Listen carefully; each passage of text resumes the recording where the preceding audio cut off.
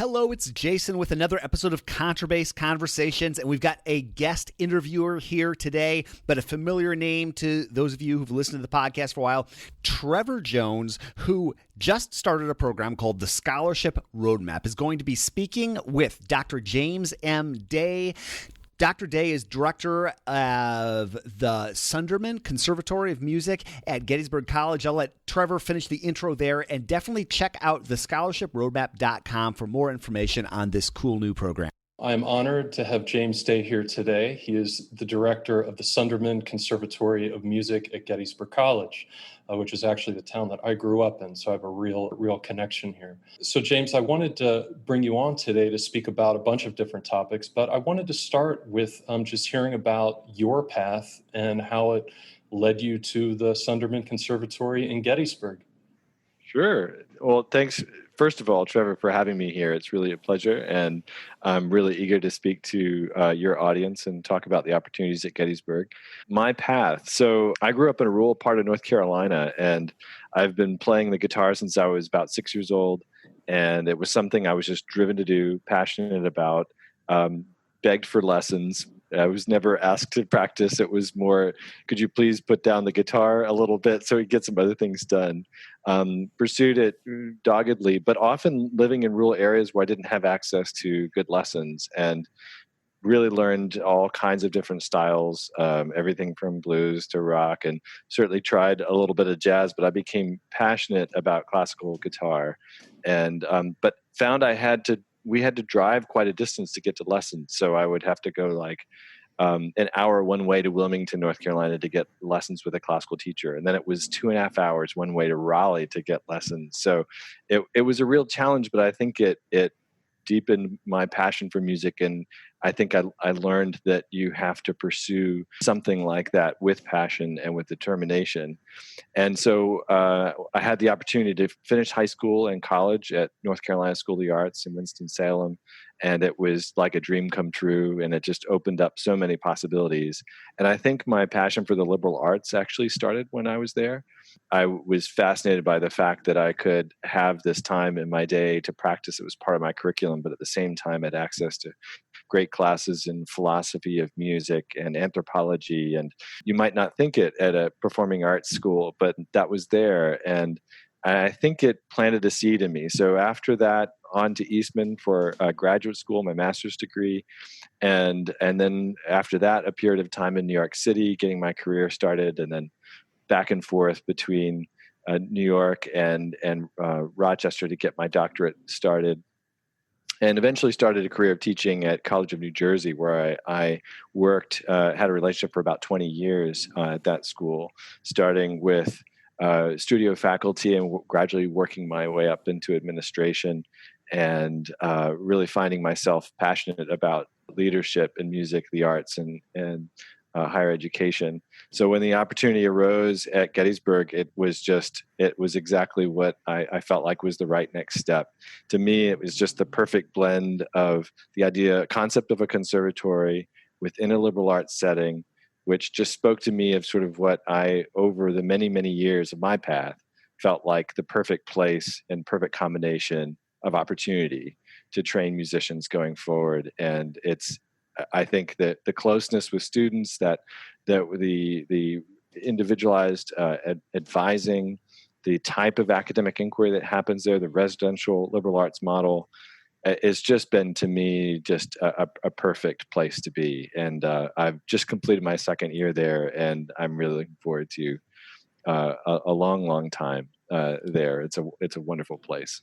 Yeah, that's a great path. So I want to go back a little bit. I'm curious, when you decided that you wanted to major in music, was that a decision did that come easily to you? And then the second part of that, was that supported by your family?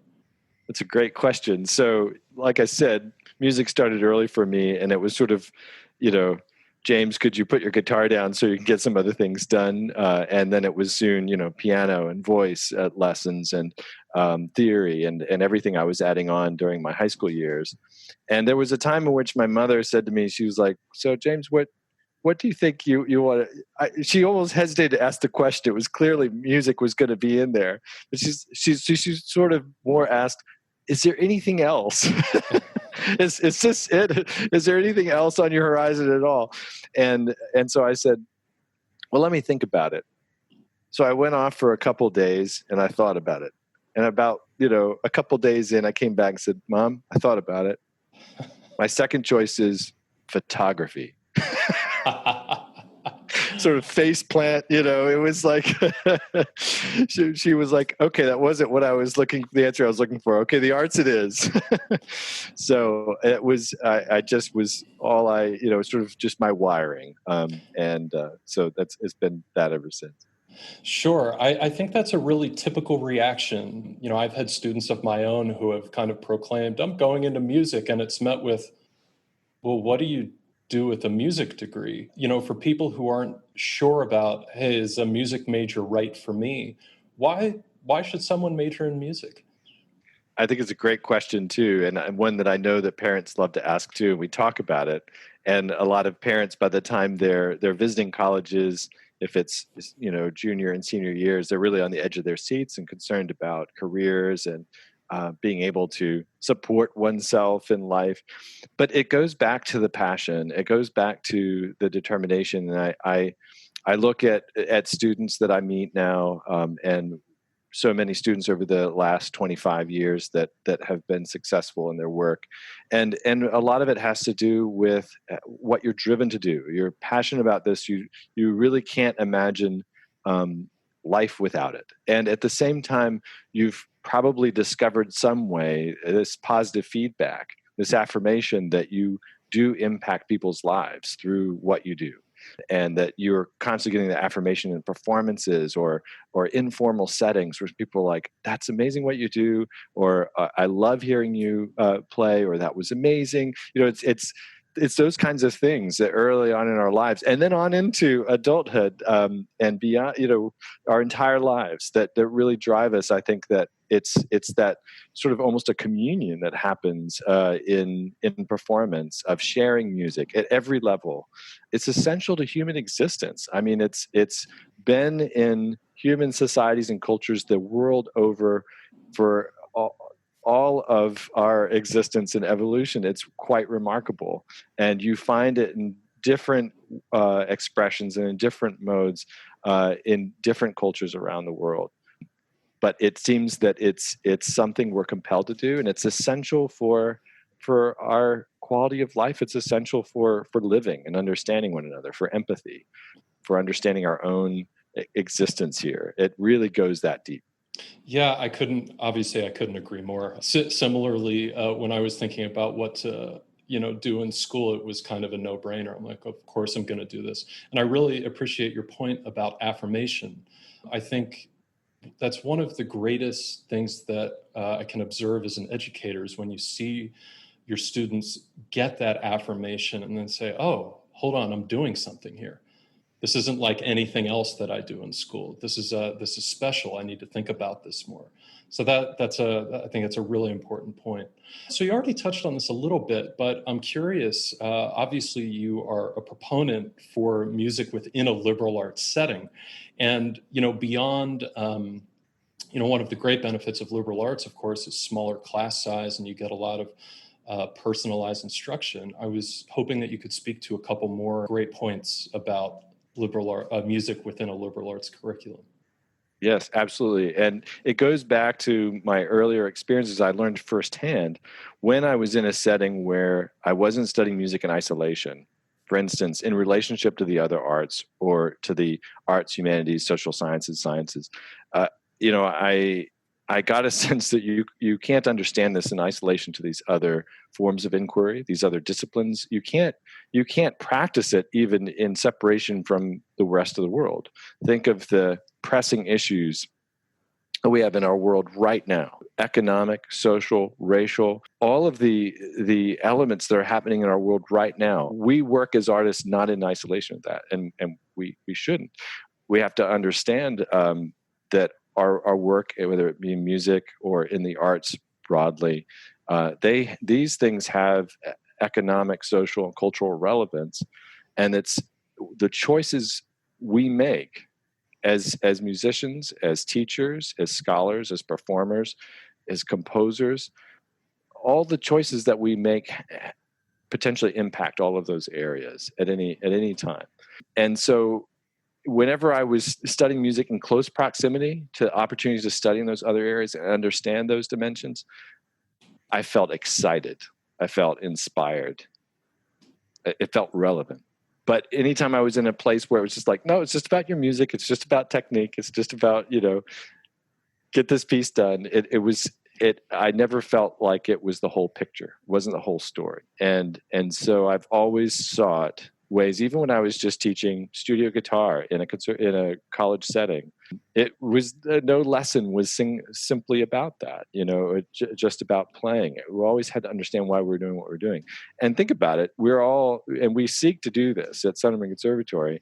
It's about developing music citizenry, because we're all, citizens of this world. The choices that we make have huge impacts. Music is a social interaction as well. So we're making choices all the time about what we play, what we study, where we play, where we teach, who we teach, all of these opportunities. These are opportunities. So we have to understand the significance of what we're doing and the place it has in the world, the potential impact every one of those choices can make. That is a great case for us studying music in a liberal arts setting. I want to dig in a little bit more about practical ideas at Sunderman. And so I want to speak specifically about the different majors that are offered. So Sunderman Conservatory offers a Bachelor of Music and Performance, Bachelor of Music Education, Bachelor of the Arts with a major in music, and then there's also the option for a double major. So I'm curious if you could speak to, obviously the differences between music education and music performance are different, but I'd like to hear a little bit of what the contrast is between those majors. Sure. And so I'm speaking to you students that are listening. So in a traditional sense, you can think of it this way. If you're interested in pursuing teaching between the grades of K through 12, particularly public school settings, you'd often think about the Bachelor of Music Education as your path, majoring in music education. If you're passionate about performance and teaching performance in contexts outside of that, perhaps community music school, private studios, college university settings, and performing, the performance degree, the Bachelor of Music and Performance would be a common choice.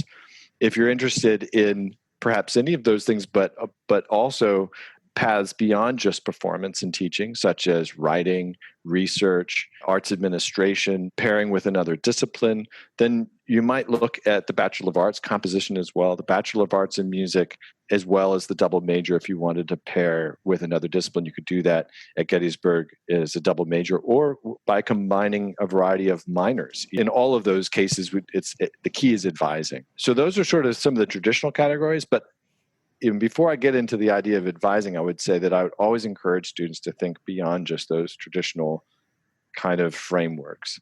And it really is about not tailoring your passions and curiosities to fit those programs, but more, let's lay out your curiosities and passions and figure out what ways to tailor or choose programs and shape them to meet your goals and aspirations, which will continue to shape when you're a student and beyond. So many folks wouldn't be quite sure at the stage of before college, whether it's in high school or if you're at another school and you're thinking about transferring.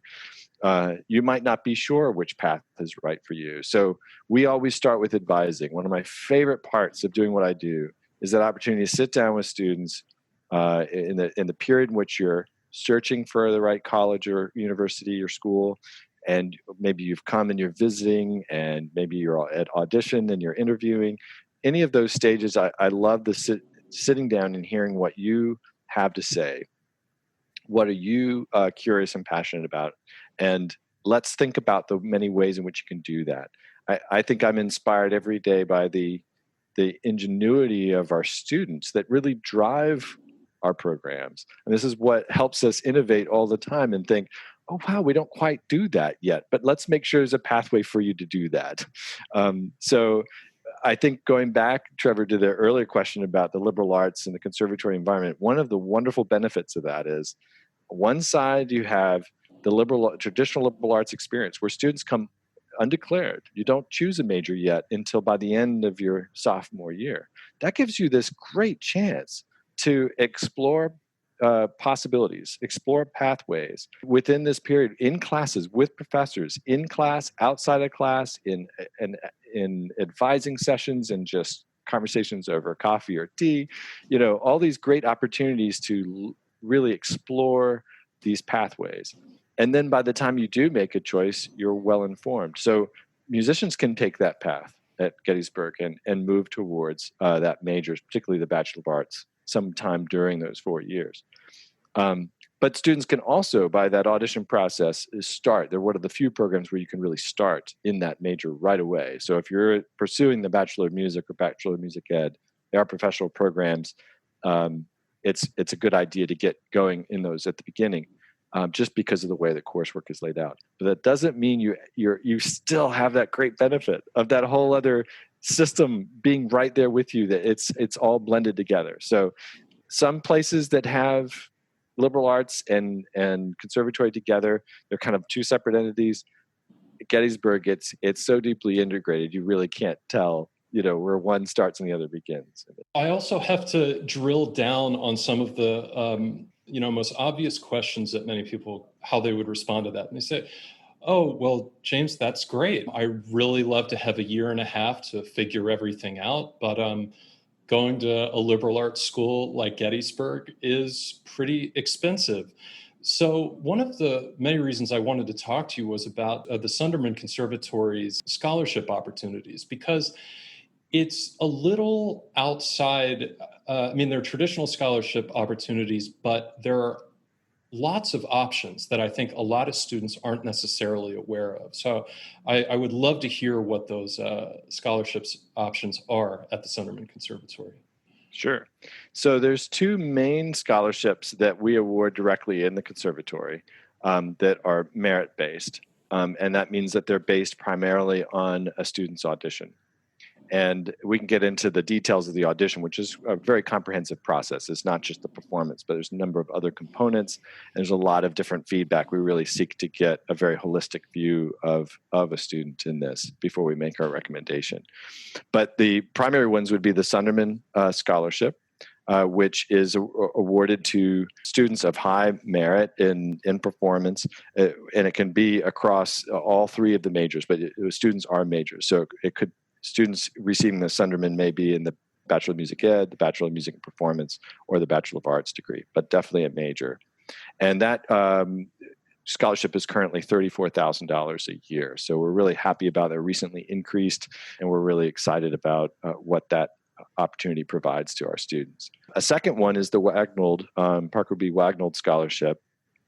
And that scholarship is appropriate to both majors and minors. And even in some cases, we award it to very outstanding non-majors, which sort of speaks again to the hybrid experience at Sunderman and Gettysburg. And that scholarship, I should double check, but I'm pretty sure it's $15,000 a year now. Yeah. And that's very exciting, because if a student is pursuing a major, you're getting hour lessons a week. And if you are a Wagnold scholar, even in a minor, normally a minor would only get half-hour lessons a week. Minors on a Wagnold scholarship get bumped up to hour lessons. So there's actually it helps strengthen the student's experience as well. But both of those are awarded through the audition process. And what we do is we make those recommendations to admissions in that process, which I can describe a little bit more about the admissions process. And then admissions takes that and looks at it with all the other college-wide scholarships that are possible before they've even gotten to need-based aid. The goal of admissions is to award the highest scholarship package that a student is eligible for. So with the Wagnold, for instance, it's possible that it can get combined with many of the other wonderful scholarships on campus. So it's possible to be a presidential Wagnold scholar or a Lincoln Wagnold scholar and combine different scholarships together. The Sunderman really stands on its own, but there, of course, is need-based aid that also is taken into account. So I think the majority of students do receive some sort of financial support from the college, whether through a combination of merit or need-based aid. But we recognize it is a high price tag, but one that we're really committed to supporting. And that's not even to mention all the endowed scholarships that contribute to the grant program at the college. So you do see the Headley Paul Scholarship is mentioned on ours. That's only really one of many different endowed scholarships. So when through the admissions process, admissions might award a segment of your package that is through grants, and all of that is underwritten by just a tremendous amount of generosity from our alumni over the years and friends of the college that have been so generous in creating endowed funds to support our students for into perpetuity. I really love the idea that a potentially talented non-major. So if the conservatory is simply in need of a particular instrument, and say that there are just not enough trombones coming through this year, and they really need a trombonist, but that trombonist is just, I want to major in bio, chem, something else, they can still get a music scholarship.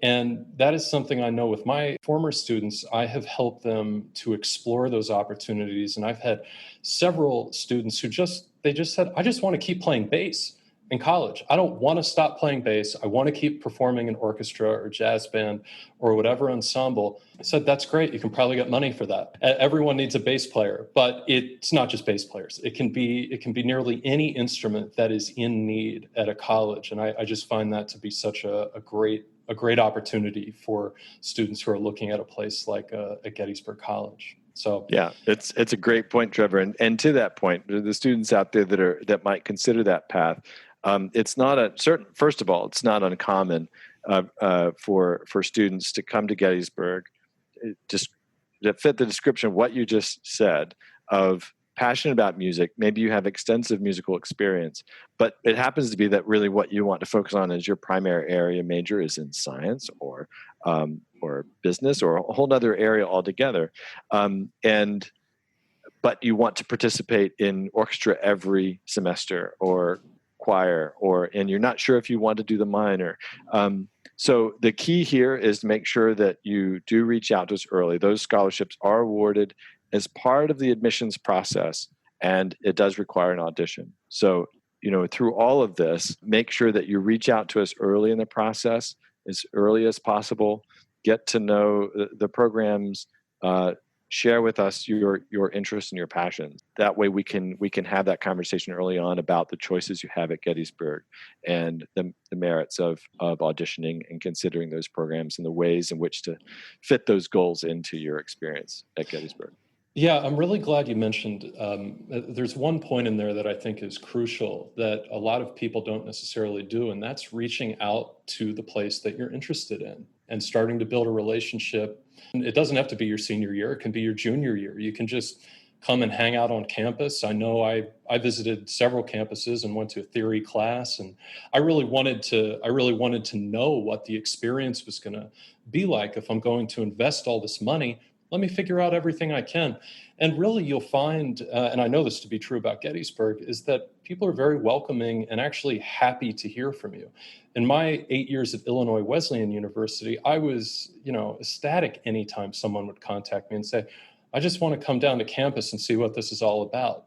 So being proactive and asking questions can a lot of times actually get you to a place where if you end up going to that school, you might find yourself with a better financial package if you get started early.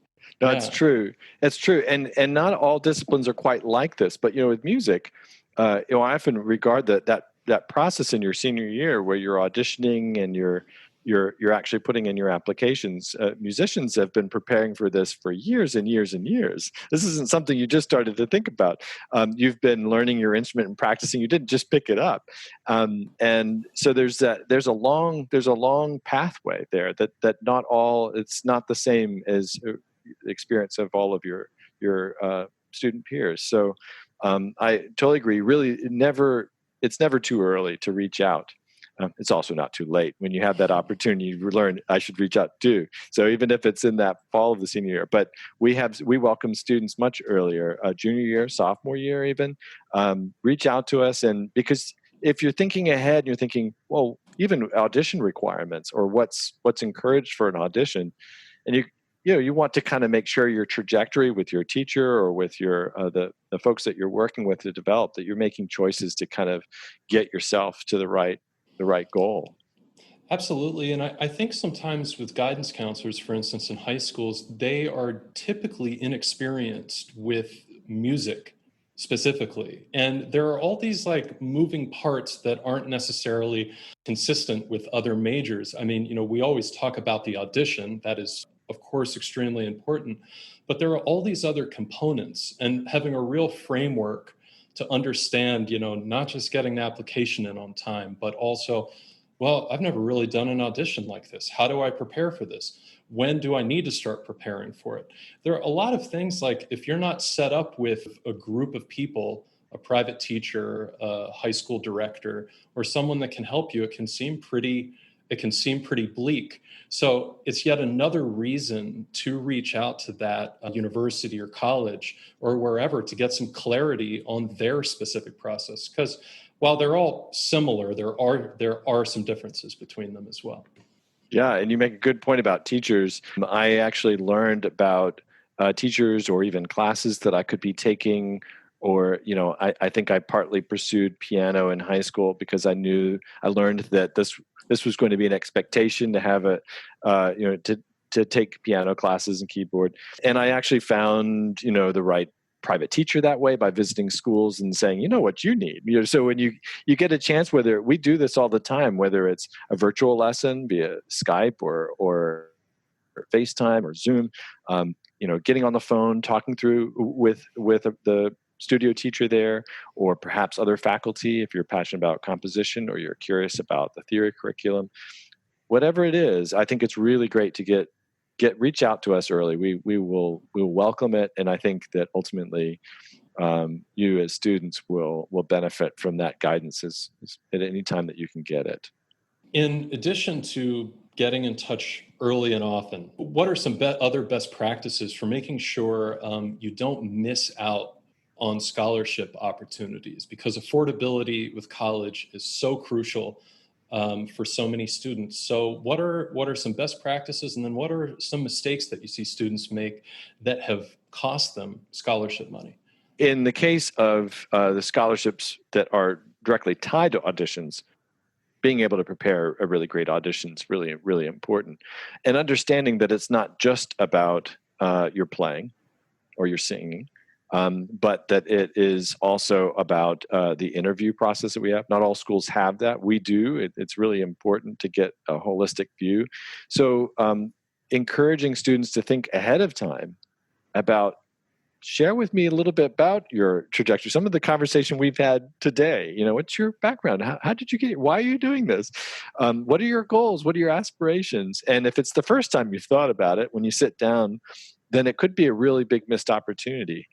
But having the conversation earlier, some of it will come out in that year or two ahead of time when you're just talking about programs and you're trying to decide which one you're going to apply for, or is it music? Is it something else? Why this school? I have my children. My daughter is now a sophomore in college, so it wasn't that long ago that we went through this process. And my son, who's coming up through high school, is looking ahead now. He's a sophomore in high school. He's going to be doing this too. And it was one thing to have been in higher ed for 25 years. It was another thing to sit down with my daughter and be on the other side of it, and be thinking, okay, is it large? Is it small? Is it liberal arts? Is it something else? Is it professional? What's the major going to be? Having to do all of that work to kind of narrow down into what was going to be the right program for her.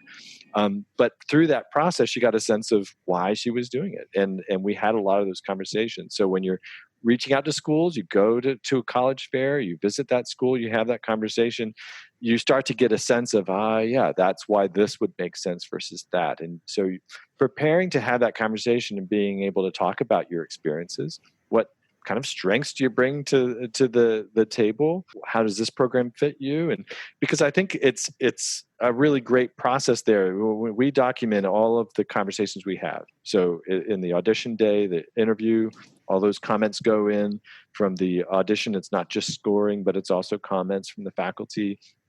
All of those steps, but even if there's been a a trial lesson, if there's been previous conversations, we document all that. So when it comes down to the scholarship review, we're looking at all the stuff that came together and getting a sense of a student's potential to succeed in these programs. And that's really what we want to do. We wouldn't want to lead someone on that whose goals maybe don't align with this opportunity. But we are looking to make sure that the opportunity that we provide is the right one for the student and their goals and aspirations. So we're partly really looking for that kind of connection. Yeah, that word align is so crucial. And so the 2 points, speaking with your daughter and just asking questions. I find so much of this process, especially early on, is just saying, hey, where's your head at? What are you thinking about? What do you want to do? And sometimes you're not going to get immediate answers because those questions have never really been asked before. Yeah. And not even having completely direct answers is not the end of the world. But you need to keep asking questions because that can help narrow it down. I love that you brought up what is the school setting that you want to be in. Is it a large university? Is it a small liberal arts school? Those are such basic questions that can really narrow it down. So I love also that there's a holistic view at the student. I think a lot of people or a lot of students might sometimes think, well, as long as my audition's amazing, I'm in anywhere. And I always chuckle because, I have to say, well, if you're going to study with someone privately, which of course you're going to do, that person's going to want to have to work with you for 4 years. And if you come in and play an incredible audition and you're argumentative or you're not open to input, which is the whole point of being a student, things might not work out for you very well anywhere. Right. Yeah. And another thing I'd like to say is that, and this came a little bit from personal experience, but also from just having worked with so many students from so many different backgrounds and experiences before they've come to the program I'm working with. And that's to say that, if you worry about whether or not you've had sufficient training or access to the opportunities that you think you should have had, or that you think is expected, I would encourage students that might be thinking of that not reach out to us or audition because of that. Because I think what we know is that we seek to have as diverse a student body and community as possible, that we need that, and that we all thrive better together with that, and that we have such an opportunity ahead to consider ways in which we can be more inclusive and more representative of our people. So, if you feel like maybe you haven't had access to certain opportunities, or you're concerned that your background might not be the right one, don't judge that of yourself, and instead, please come to the table. If this looks like the opportunities that we provide are ones that you think will help you in your path, please reach out to us and let's explore that together. So I want to finish up with one more question. What the heck is happening in the fall with COVID-19 at Gettysburg College? Wow, that's a big question. So, yes. Well, I can say that having worked directly with the president on this and the provost, and I'm on some of the college level planning groups, we're seeking to deliver a Gettysburg experience at the highest caliber in the fall and in the coming academic year. We know that we need to do it in a way that's safe, and that allows for the flexibility for our community to make sure that we all stay healthy and safe, and that we all have the best learning possible. We know that we're best together, as President Giuliano often says, and what we're really trying to do is assess the best way to do that. And if you're curious about that, by all means, visit our website. When you land on the homepage, you'll see a link right at the top, the latest updates, link to the latest updates regarding COVID-19 on our campus. Our county happens to be going green this weekend. I can't wait to get a haircut. Right now, it's still yellow. Adams County. Yeah. So a wonderful thing is the spaciousness here. We're not too dense of an area. and everyone loves the residential experience. So with that comes certain parameters that we can work with, some to our advantage. Size of our community, it's only about 2,600 students on the campus, so we're not a large university of 55,000 trying to figure out how to do this. So we're working on it, and keep checking our homepage, and we have all of the best minds on it. We're consulting with students as well, and staying in touch with them to understand also what they hope for this fall. But I think one thing is clear: we are all 100% committed to delivering the quality experience that Gettysburg offers. I love it. Well, James Day, director of the Sunderman Conservatory of Music at Gettysburg College, thank you so much for coming on and chatting with me today. Happy to do it, Trevor. Thank you for having me. Yeah. And best wishes to all the students out there. Can't wait to hear from you.